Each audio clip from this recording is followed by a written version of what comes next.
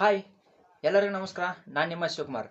ಇವತ್ತಿನ ವಿಡಿಯೋದಲ್ಲಿ ನಾನು ನಿಮಗೆ ಹೇಳಕ್ಕೆ ಇಷ್ಟಪಡ್ತಾ ಇದ್ದೀನಪ್ಪ ಅಂತಂದರೆ, ನಿಮ್ಮ ಒಂದು ಚಾನಲ್ ಅಂದರೆ ಯೂಟ್ಯೂಬ್ ಚಾನಲ್ಗೆ ಸಬ್ಸ್ಕ್ರೈಬ್ ಯಾರೆಲ್ಲ ಆಗಿದ್ದಾರೆ ಅಂತಂದು ನಿಮಗೆ ತೋರಿಸಲ್ಲ. ಸೊ ಸಬ್ಸ್ಕ್ರೈಬರ್ ಕೌಂಟ್ ಆಗುತ್ತೆ, ಇಷ್ಟು ಇಷ್ಟು ಅಂತ ಕೌಂಟ್ ಆಗುತ್ತೆ, ಒಂದಿದ್ರೆ 2 3 4 ಅಂತ ಕೌಂಟ್ ಆಗುತ್ತೆ. ಬಟ್ ಯಾರೆಲ್ಲ ಸಬ್ಸ್ಕ್ರೈಬ್ ಮಾಡಿದ್ದಾರೆ ಅಂತ ನಿಮಗೆ ತೋರಿಸಲ್ಲ. ಸೊ ಅದಕ್ಕೆ ನಾವು ಯಾರೆಲ್ಲ ಸಬ್ಸ್ಕ್ರೈಬ್ ಮಾಡಿದ್ದಾರೆ ಅಂತ ಕೆಲವೊಂದು ಸರಿ ನೋಟಿಫಿಕೇಶನ್ ಬರುತ್ತೆ. ಇವರು ನಿಮ್ಗೆ ಸಬ್ಸ್ಕ್ರೈಬ್ ಮಾಡಿದ್ರೆ ಅಂತ ಒಂದು ಕೆಲವೊಂದು ಸರಿ ನೋಟಿಫಿಕೇಶನ್ ಬರುತ್ತೆ, ಇನ್ನು ಕೆಲವೊಂದು ಸರಿ ಹಾಗೆ ಬರಲ್ಲ, ಕೌಂಟ್ ಆಗ್ತಾ ಹೋಗ್ತಾ ಇರುತ್ತೆ. ಸೊ ಇವಾಗ ನಾವು ಸಬ್ಸ್ಕ್ರೈಬ್ ಯಾರೆಲ್ಲ ನಮ್ಮ ಚಾನಲ್ಗೆ ಸಬ್ಸ್ಕ್ರೈಬ್ ಮಾಡಿದ್ದಾರೆ ಅಂತ ನೋಡೋದು ಹೇಗೆ ಅಂತಂದರೆ, ಈ ವಿಡಿಯೋದಲ್ಲಿ ನಾನು ನಿಮಗೆ ತಿಳಿಸ್ಕೊಡ್ತಾ ಇದ್ದೀನಿ.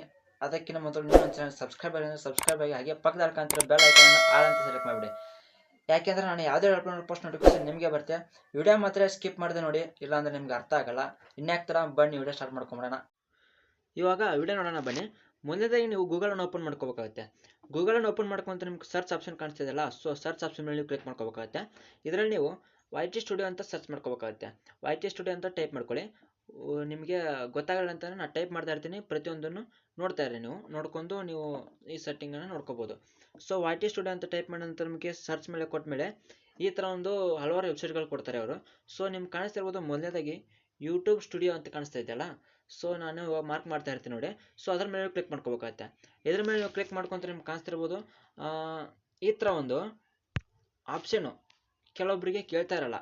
ಸೊ ಅವ್ರಿಗೆ ಏನಾಗುತ್ತಪ್ಪ ಅಂತಂದರೆ, ಯೂಟ್ಯೂಬ್ ಸ್ಟುಡಿಯೋ ಅಂತ ವೆಬ್ಸೈಟನ್ನು ಓಪನ್ ಮಾಡಿದ ನಂತರ ನಿಮಗೆ ಡೈರೆಕ್ಟಾಗಿ ಅದು ಯಾವ ಕಡೆ ಹೋಗುತ್ತಪ್ಪ ಅಂತಂದರೆ, ಡೈರೆಕ್ಟಾಗಿ YT ಸ್ಟುಡಿಯೋಕ್ಕೆ ಆ್ಯಪ್ಗೆ ಹೋಗ್ಬಿಡುತ್ತೆ. ಸೊ ಆ್ಯಪ್ಗೆ ಹೋದರೆ ಯೂಸ್ ಇಲ್ಲ. ಸೊ ಅದರಲ್ಲಿ ನಿಮಗೆ ಸಬ್ಸ್ಕ್ರೈಬರ್ ಎಷ್ಟು ಚೆನ್ನಾಗಿದ್ದಾರೆ ಅಂತ ನೋಡೋಕ್ಕಾಗಲ್ಲ. ಸೊ ಅದಕ್ಕೋಸ್ಕರ ನಾನು ಒಂದು ವಿಡಿಯೋ ಮಾಡಿದ್ದೀನಿ, ಅದು ಡೈರೆಕ್ಟಾಗಿ YT ಸ್ಟುಡಿಯೋ ಆ್ಯಪಿಗೆ ಹೋಗ್ಬಾರ್ದು ಅಂತಂದರೆ ಆ ವಿಡಿಯೋ ನಿಮಗೆ ಆಲ್ರೆಡಿ ನಾನು ಮಾಡಿದ್ದೀನಿ. ಸೊ ಅದನ್ನು ವಿಡಿಯೋ ಮುಗಿಯೋದ್ರಲ್ಲಿ ಎಂಡ್ ಸ್ಕ್ರೀನಲ್ಲಿದೆ, ಅದನ್ನು ನೋಡ್ಕೊಂಡು ನೀವು ಸೆಟ್ಟಿಂಗನ್ನು ಆನ್ ಮಾಡ್ಕೊಂಡು ಈ ಥರ ಒಂದು ಆನ್ ಮಾಡ್ಕೋಬೋದು. ಇಲ್ಲಿ ನಿಮಗೆ ಜಸ್ಟ್ ಒನ್ಸ್ ಅಂತಿದೆಯಲ್ಲ, ಸೊ ನೀವು ಅದ್ರ ಮೇಲೆ ಕ್ಲಿಕ್ ಮಾಡ್ಕೋಬೇಕಾಗುತ್ತೆ. ಅದ್ರ ಮೇಲೆ ನೀವು ಕ್ಲಿಕ್ ಮಾಡ್ಕೊಂತ ನಿಮ್ಗೆ ಕಾಣಿಸ್ತಿರ್ಬೋದು. ವೇಟ್ ಮಾಡಿ, ನಾನು ಕ್ಲಿಕ್ ಮಾಡ್ತೀನಿ ಇವಾಗ. ಸೊ ಅದ್ರ ಮೇಲೆ ಕ್ಲಿಕ್ ಮಾಡಿದ್ರೆ ನಿಮ್ಗೆ ಕಾಣಿಸ್ತಿರ್ಬೋದು ಲೋಡ್ ಆಗ್ತಾ ಇದೆ. ಈ ಥರ ಒಂದು ಎಂಟರ್ ಪೇಜ್ ಓಪನ್ ಆಗುತ್ತೆ. ವೇಟ್ ಮಾಡಿ. ಈ ಥರ ಒಂದು ಎಂಟರ್ ಪೇಜ್ ಓಪನ್ ಆದ ನಂತರ ನಿಮಗೆ ಕಾಣಿಸ್ತಿರ್ಬೋದು, ಈ ಥರ ಒಂದು ಎಂಟರ್ ಪೇಜ್ ಓಪನ್ ಆದ ನಂತರ ನಿಮ್ಗೆ ಕಾಣಿಸ್ತಿರ್ಬೋದು, ಇಲ್ಲಿ ನಿಮಗೆ ಚಾನಲ್ದು ಡ್ಯಾಶ್ಬೋರ್ಡ್ ಕೊಡ್ತಾರೆ. ಸೊ ಪ್ರತಿಯೊಂದು ಡೀಟೇಲ್ಸು ಇಲ್ಲೇ ಇರುತ್ತೆ ನಿಮಗೆ ಗೂಗಲ್ ಕ್ರೋಮಲ್ಲಿ. ಸೊ ಇದರಲ್ಲಿ ಓಪನ್ ಮಾಡ್ಕೊಂಡ್ರೆ ತುಂಬ ಎಲ್ಲ ಆಪ್ಷನ್ಗಳನ್ನು ನೀವು ನೋಡ್ಬೋದು. ಸೊ ನಿಮಗೆ ಹಾಗೆ ಕೆಳಗಡೆ ಕಾಣಿಸ್ತಿರ್ಬೋದು ರೀಸೆಂಟ್ ಸಬ್ಸ್ಕ್ರೈಬರ್ ಅನ್ನೋ ಆಪ್ಷನ್ ಕೊಟ್ಟಿದ್ದಾರೆ ಚಿಕ್ಕದಾಗಿ ಬಾಕ್ಸಲ್ಲಿ. ಸೊ ಅದರಲ್ಲಿ ನಿಮಗೆ ಇವಾಗ ನಾನು ಮಾರ್ಕ್ ಮಾಡ್ತಾ ಇರ್ತೀನಿ ನೋಡಿ, ನಿಮ್ಗೆ ಗೊತ್ತಾಗಲ್ಲ ಅಂತ ನಾನು ಮಾರ್ಕ್ ಮಾಡ್ತಾ ಇರ್ತೀನಿ ನೋಡ್ಕೊಳ್ಳಿ. ಸೊ ರೀಸೆಂಟ್ ಸಬ್ಸ್ಕ್ರೈಬರ್ ಇದೆಯಲ್ಲ, ಅದನ್ನ ಜೂಮ್ ಮಾಡಿದ್ರೆ ಸ್ವಲ್ಪ ಸಿ ಆಲ್ ಅಂತ ಇದೆಯಲ್ಲ, ಸೊ ನೀವು ಅದ್ರ ಮೇಲೆ ಕ್ಲಿಕ್ ಮಾಡ್ಕೋಬೇಕಾಗತ್ತೆ.